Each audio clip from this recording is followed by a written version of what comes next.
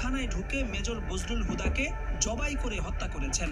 একজন ক্ষমতাসীন প্রধানমন্ত্রী কিভাবে রাতের আধারে জেলখানায় ঢুকে একজন ব্যক্তিকে জবাই করে হত্যা করতে পারে, এটি সবার কাছেই অবিশ্বাস্য ব্যাপার মনে হয়েছিল। যদিও এই কথাটি সেই 2010 সাল থেকেই বাতাসে ভেসে বেড়াচ্ছে। তবে এবার হাসিনার পতনের পর মেজর বজলুল হুদার ছোট ভাই নুরুল হুদা প্রকাশ্যে ঘোষণা দেওয়ার পর বিষয়টি এখন টক অব দ্য কান্ট্রিতে পরিণত হয়েছে। আমার ভাইকে খুনি, সিরিয়াল খুনি শেখ হাসিনা জেলখানায় ঢুকে নিজ হাতে জবাই করে হত্যা করেছিল। 1975 সালের 15 আগস্ট যেসব সেনা কর্মকর্তা ধানমন্ডি 32 নম্বরে গিয়ে শেখ মুজিবুর রহমানকে হত্যা করেন, তাদের মধ্যে অন্যতম ছিলেন মেজর বজলুল হুদা, যিনি শেখ মুজিবুর রহমানকে সরাসরি গুলি করেছিলেন। এই অপরাধে 2010 সালের 28 জানুয়ারি মেজর বজলুল হুদা সহ কারাগারে থাকা 5 জন ব্যক্তির ফাঁসি কার্যকরের সিদ্ধান্ত নেওয়া হয়।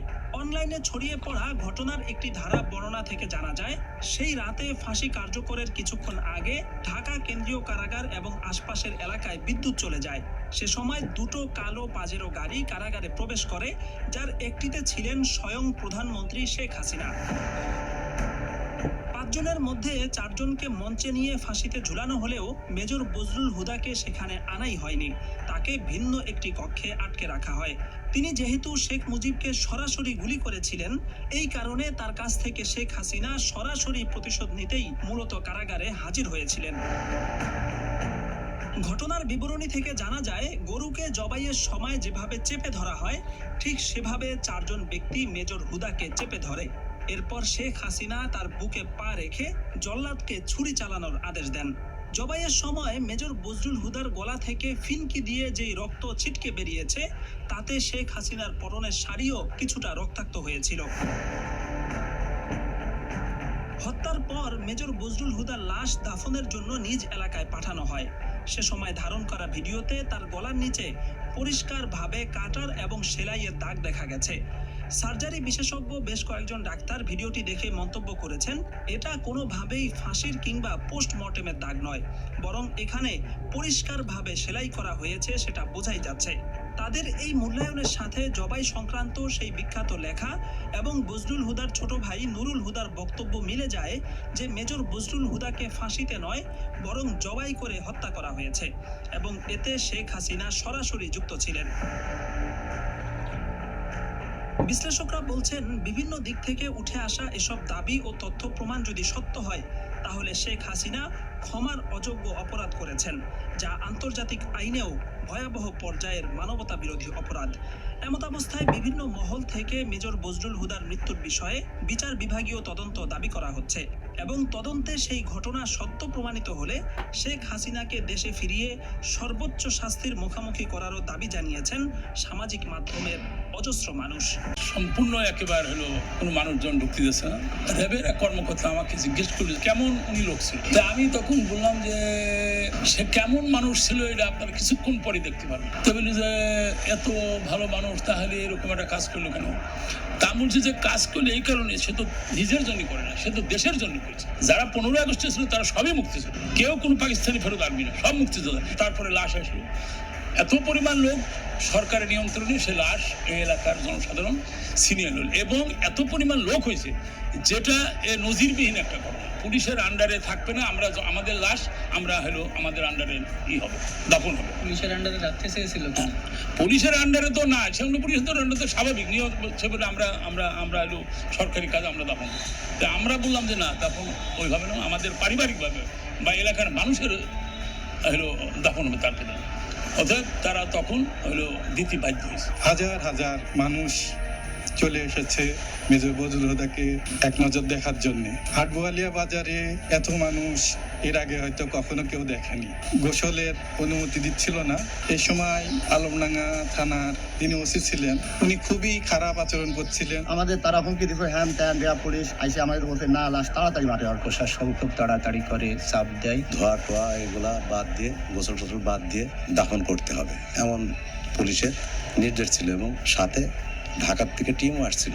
ওই সময় প্রশাসনের ভূমিকা কেমন? প্রশাসন প্রথমে মার মুখে অবস্থায় ছিল, যখন সাধারণ মানুষ পাবলিক বললো যে ঠিক আছে আমরা লাশ না দেখে আমরা দাফন করবো না, তখন লক্ষ লক্ষ সাধারণ মানুষ চারিদিক থেকে আসার পরে তাদের চাপের কারণে তখন লাশ আমাদের কাছে দিতে বাধ্য হয়েছে। এই সময়ের মধ্যে অসংখ্য মানুষ মেজর বজলুল হুদাকে শেষবারের মতো একটু দেখতে ছুটে যান তার গ্রামের বাড়ি হাট বোয়ালিয়াতে।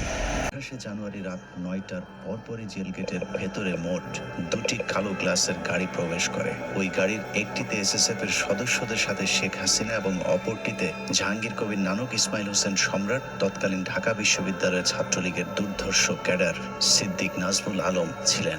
ধারণা করা হচ্ছে ওই রাতের অপারেশনের পুরস্কার হিসেবে পরের বছর 2011 সালে ছাত্রলীগের কেন্দ্রীয় সাধারণ সম্পাদকের পদে বসানো হয় নাজমুলকে। এছাড়া সম্রাট ও নানকদেরকেও দেয়া হয় গুরুত্বপূর্ণ দায়িত্ব।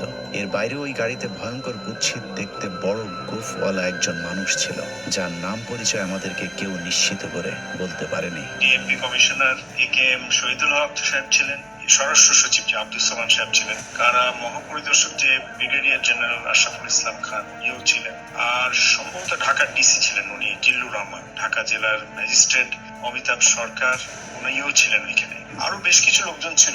গোয়েন্দা সংস্থার সাবেক কর্মকর্তা জানান ওই রাতে মোট 2টি ফাঁসির মঞ্চ তৈরি করা হয়েছিল। এই 2টি ফাঁসির মঞ্চে দুজন করে মোট 4 জনকে ফাঁসি দেওয়া হয়। দূর থেকে কোন 4 জনকে ফাঁসি দেওয়া হয়েছিল সেটা বোঝা না গেলেও 5ম জনকে ফাঁসি দেওয়া তো দূরের কথা, মঞ্চেই তোলা হয়নি। কিন্তু লাশ বের করবার সময় জেলখানা থেকে মোট 5টি লাশবাহী গাড়ি বের হয়েছিল। ফাঁসি থাকে সাধারণত সেদিন তো এটা নর্মাল প্রসিডিওর, জেলখানায় নিরাপত্তাটা বেশ স্ট্রং থাকে।